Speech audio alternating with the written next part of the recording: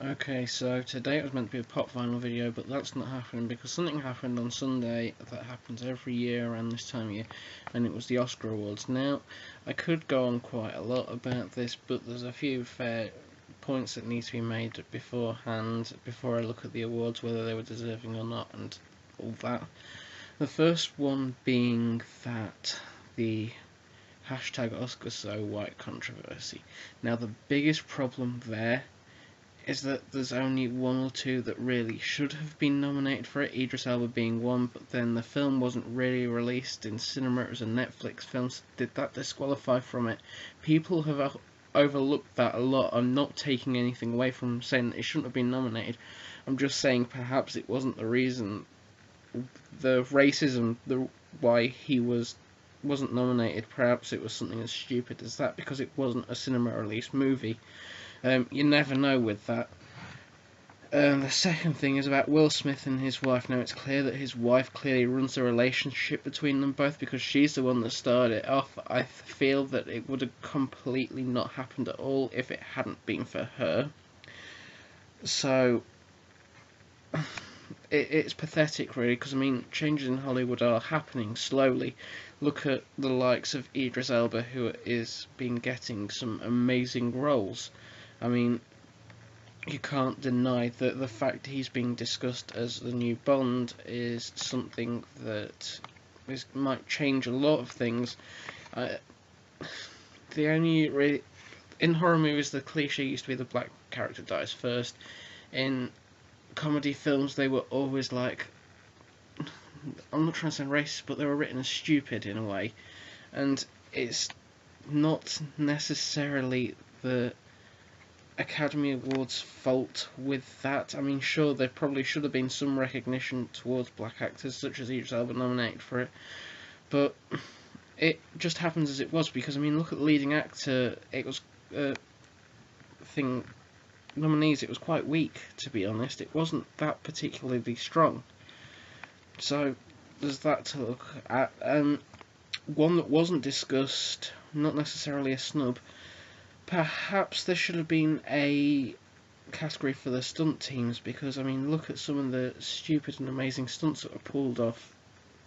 It's bad that, like, everyone bar them, like, you got the costume, the makeup, the special effects, the visual effects, music, actors, directors, writers, musicians, everyone bar them. It seems odd there, to be honest. So maybe that'll happen in the future, because I know a lot of people aren't happy about that, particularly the ones doing the stunts, because they're not getting recognised for the hard work that the stars themselves aren't doing. So there's that as well. Jared Leto. Now, I know that those who saw my tweet yesterday probably know what I'm going to say already. He didn't look like he was at the Oscars. He looks like he was about to play in a mariachi band, especially with the flower on his neck right there. It was a very odd costume, to be honest, and it tickled me at times when I looked at it. And finally, Dave Grohl's performance of the Beatles' Blackbird during the In Memoriam section was absolutely beautiful. I know a lot of other people have said that as well. Definitely the right person to do it, and it shows that he's not just all out rocking all the time, which some people presume he is. Now on to the awards. Now, Best Picture was won by Spotlight. It was also up for it was The Big Short, Bridge of Spies, Brooklyn, Mad Max Fury Road, The Martian, The Revenant, and Room. Now, there was only perhaps 4 possibilities that could have won: Spotlight, The Big Short, The Revenant, and Room. I highly doubt Bridge of Spies would have won, because I know a lot of people said that while it was a good film, it went on a bit and didn't seem all that there. Brooklyn, you wouldn't really expect to win because it wasn't that big of a film. I mean, sure, a lot of people went to go and see it and a lot of people liked it a lot, but it was never that discussed that much. Mad Max Fury Road was the dark horse, and no one was really expecting it to be nominated for that, so that's pretty much that out. And The Martian, comedy science fiction, didn't really fit in with the type of it, so that left you with Spotlight, which would be my pick out of the 4, in all honesty. The Big Short, which was quite funny and very well written and witty. The Revenant, which went on a bit too long at times, and it's fortunate that Leonardo DiCaprio and Tom Hardy as well can both act. And Room, which sort of came out of nowhere, really. So I personally think that they picked the correct one there. Best Director. Now you had, I cannot pronounce his name, so I'm not going to try it. The director of The Revenant, Adam McKay, who directed The Big Short, George Miller, who directed Fury Road, Lenny Abrahamson, which directed Room, and Tom McCarthy, which directed Spotlight. So, which one would I have picked there? I'd have honestly gone for George Miller, because it's his first live action film since Babe 2, I think. I'm not 100% sure on that, and I'm looking right now. And he created probably one of the best masterpieces when it came to action, science fiction, and quite frankly suspense at times. It was from start to finish a beautiful film with how it looked. Obviously the director of The Revenant won there, which I'm not surprised about because a lot of people had already picked him to win, but my pick there would have been George Miller. Best Actor. Now, this is why I'm saying it. There's only really two contenders here who would have probably won. One being Leonardo DiCaprio, who obviously did win. The other being Eddie Redmayne, who was in The Danish Girl. Now, you got Bryan Cranston in Trumbo. Once again, a similar thing. It wasn't that well promoted, and it didn't come out in a lot of places. So, perhaps that had some effect in it, I don't know. Mark Watney from The Martian, played by Matt Damon. Once again, not really Oscar worthy winning there. And Michael Fassbender as Steve Jobs from the film Steve Jobs. I mean, the critics loved it, but the fans didn't like it that much, which was a bit confusing, really. I'm surprised that got nominated. So do I think the right person won? Definitely. He deserves it. He's deserved it for a long time, to be honest. It's been a long time coming. Best Actress. Now, here's where I have some problems, because you got Brie Larson, who obviously won it, who deserved to win it, Cate Blanchett, Jennifer Lawrence, Charlotte Rampling, and I can never say it, Saoirse Ronan. Sorry if I pronounce that wrong. Now, here is where I have the problem.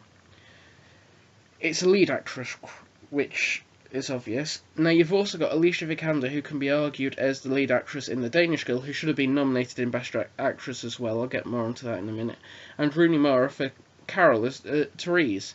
Now, it seems odd that two of them there, Jennifer Lawrence and Charlotte Rampling, shouldn't have really been in there, because, I mean, I did see Joy and it was a good film. It just wasn't that great.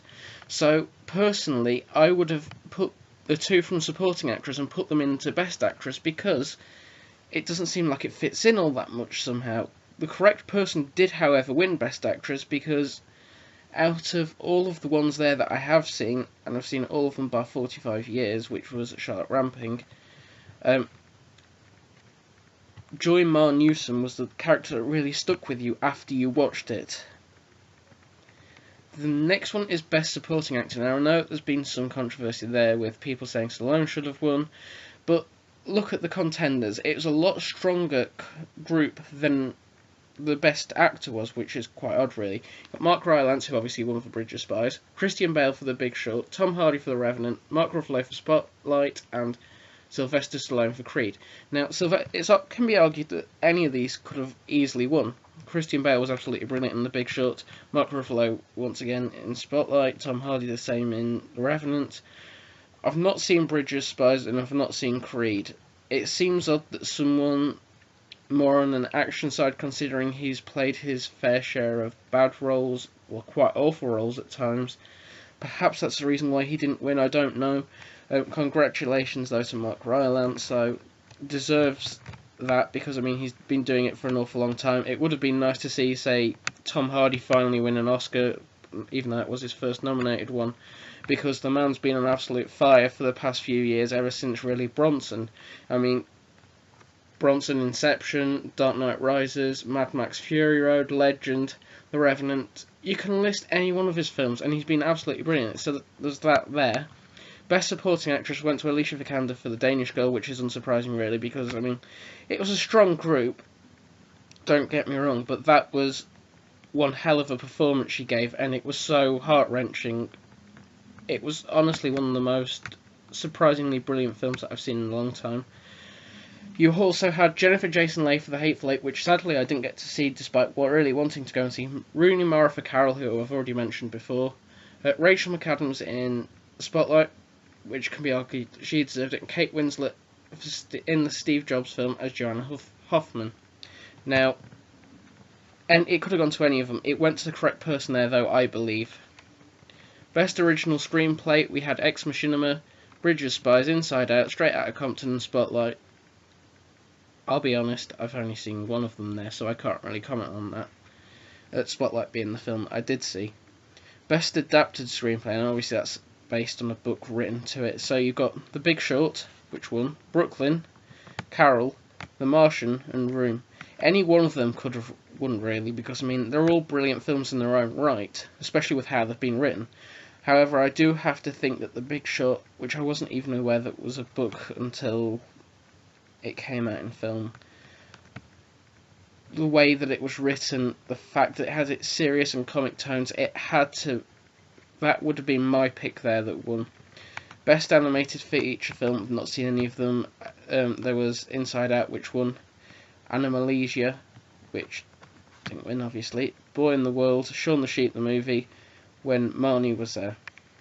Best Foreign Language Film, I'm just going to skip through this quickly. Son of Saul, which was a film from Hungary, won. There was also Embrace of the Serpent, which was from Colombia. Mustang, which was from France. Thebe, which was from Jordan. Underwater, which was from Denmark. Best Documentary, the documentary on Amy Winehouse won. Up for it, though, was Cartel Land, The Look of Silence, What Happened to Miss Simone, and Winter on Fire, Ukraine's Fight for Freedom. Best Documentary, Short Subjects, was won by A Girl in the River, The Place of Forgiveness, but also up for it was Body Team 12, Chow Beyond the Lines, Claude Lanzmann, Spectre of the Shao, and Last Day of Freedom. Then you go on to the short films, which I'm just going to skip through because some of them have got really unusual names. You got Stutterer, which won, Ave Marie, Day One, Everything Will Be Okay, and Shock, which were all nominated for it as well. Bear Story, which was the best animated short film, and you also had Prologue, Sanjay's Super Team, We Can't Live Without Cosmos, and Will of Tomorrow up for it. Best Original Score. Now, a lot of people feel that Star Wars was screwed out of this. They weren't, because despite not seeing the film, I have heard the soundtrack for The Hateful Eight, and it was brilliant. I mean, to get an Ennio Morricone, I've pronounced that wrong, but oh well, to come and do a film is incredibly extraordinary, to be honest. Also, it was Bridge of Spies, which I haven't listened to, Carol, which I have, and Sicario, which is probably one of the most underrated soundtracks of all time, but there is one missing off there that should have been on there, and that's Tom Holkenberg's, aka Junkie XL, from Fury Road, because from start to finish, it fits the film, which is what the soundtrack's supposed to do, so that's a bit confusing as to why it didn't win. Now, I'm not going to go through all of them that were nominated for this. I'm going to talk about the Best Original Song, because, I mean, that was a bit stupid. Sam Smith shouldn't have won, because it was one of the worst performances to any Bond song of all time. I think Die Another Day was probably better than this, and that was awful. And then to have Sam Smith say that he was the first openly gay man to win an Oscar, and then apologise and say he was the second one. A, he screwed up the first time because he wasn't the first. B, he screwed up the apology because he wasn't even the second one, he was the third one. He hadn't done his facts, and he thought he would try and be funny, well, not funny, smart and dedicate it to it, even though he wasn't the first one. It's so confusing, and I can't understand how someone can make such a mistake without looking into it first. It seems very stupid to me. The one that should have won here is Till It Happens to You, which was The Hunting Ground, and it was the Lady Gaga song. I know a lot of people have said that, but Writings on the Wall was an awful performance, and it doesn't stick with you at all. Now, I'm going to go over the first three because they were here. It's the technical ones. So, as most of you know, Fury Road won quite a lot here. It won 6. Now, I'm going to go through them and not bother going through what was nominated for all of them because there's no point for that. Fury Road won Best Sound Editing, Best Sound Mixing, Best Production Design, Best Makeup and Hairstyling, and Best Costume Design, and Best Film Editing. I'm not surprised whatsoever.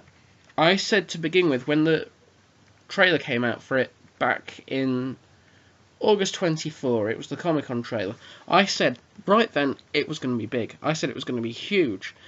admittedly some people didn't take me seriously. I mean, it's a reboot of a classic film series. You don't really expect people to take you seriously if you say anything like that to them. But yet, I was right with it, because, I mean, the trailers gave nothing away. It was fast-paced.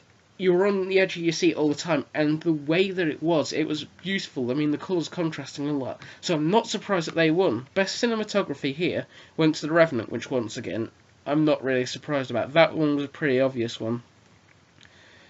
The one here that really surprised me was the best visual effects one. I believed that Star Wars The Force Awakens, because of the amount of visual effects that were in it, would have won that. No, it was Ex Machina, which I haven't seen, admittedly. I've seen all the others bar that, and I can imagine that it's very well deserving of it, because it's a controversial issue, to say the least. I won't go into it too much because I won't know what I'm talking about, but it deserves it for what it is. So that's all the main awards. I mean, I could go through the special awards, but I won't bother, because bar Sparkly, I don't know who the other ones are. Amazing night for both Fury Road and The Revenant, with 6 wins for Fury Road and 3 for The Revenant. Some surprises, some ones that weren't surprises. What did I think? Did they get the correct winners? Most of the time they did.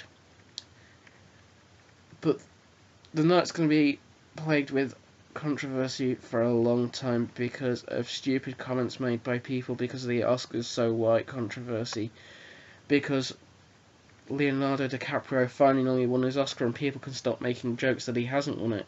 It's definitely going to be a night that a lot of people won't forget.